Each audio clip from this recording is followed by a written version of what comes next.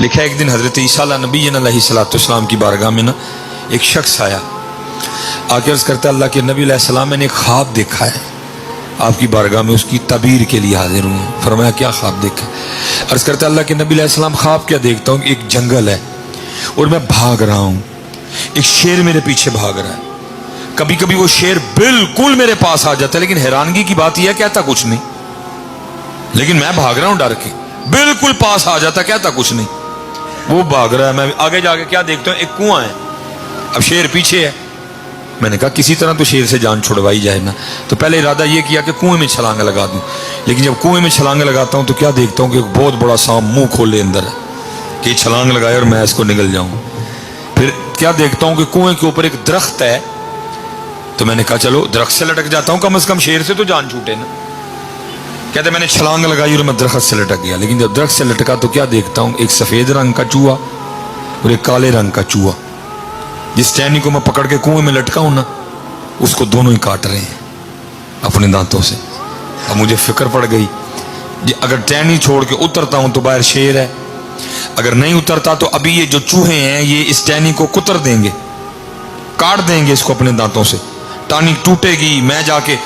کنویں میں گروں گا، سانپ مجھے کھا جائے گا۔ اتنی فکر میں لگا ہوں تو کیا دیکھتا ہوں کہ وہ جو درخت ہے نا جو کنویں سے نکلا ہوا ہے اس کے اوپر شہد کی مکھیوں کا چھتا ہے، اور چھتے میں سے نا شہد ٹپک رہا ہے، اور وہ شہد میرے منہ میں گر رہا ہے، تو جب وہ شہد میرے منہ میں گرا، شہد میٹھا تھا، میں اس کے میٹھے میں مزے میں ایسا کھو گیا کہ اتنی دیر اس سفید اور کالے چوہے نے وہ ٹہنی کاٹ دی، ٹہنی کڑپ کر کے ٹوٹی ٹک کر کے،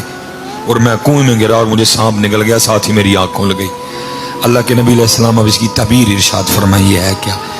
حضرت عیسیٰ نبی علیہ السلام نے فرمایا وہ جو سانپ تو نے وہ جو شیر دیکھا نا تو نے،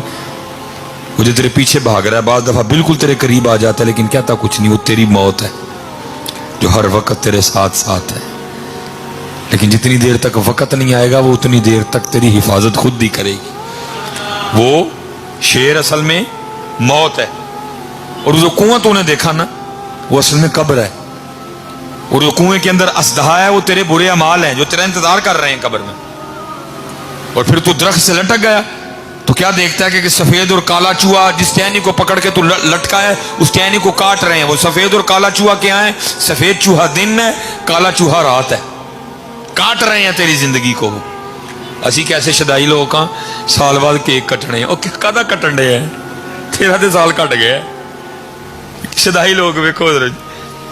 کیک کٹن منو سمجھ کھالا کٹن ڈے ہیں، تیرا تے سال کٹ گیا، ایک سال تیرا اور کم ہو گئے،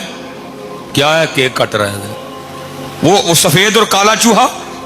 وہ درخت ہے وہ تیری زندگی ہے، سفید اور کالا چوہا کاٹ رہے ہیں اس کو، اور اس کو نے دیکھا نا شہد کا کھکھا جس میں سے شہد ٹپک رہا ہے تیرے منہ میں، وہ دنیا کی لذتیں ہیں، اور تو خود ہی کہہ رہا ہے کہ وہ میٹھا میرے منہ میں گرا اور میں سب کچھ بھول گیا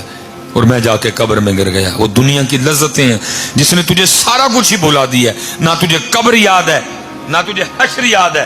نہ تجھے اللہ کی بارگاہ میں پیش ہونا یاد ہے۔ یہ ہم لذتوں میں پڑ گئے ہیں حضرت، اور ہم سارا کچھ ہی بھول گئے، لیکن یاد رکھی میاں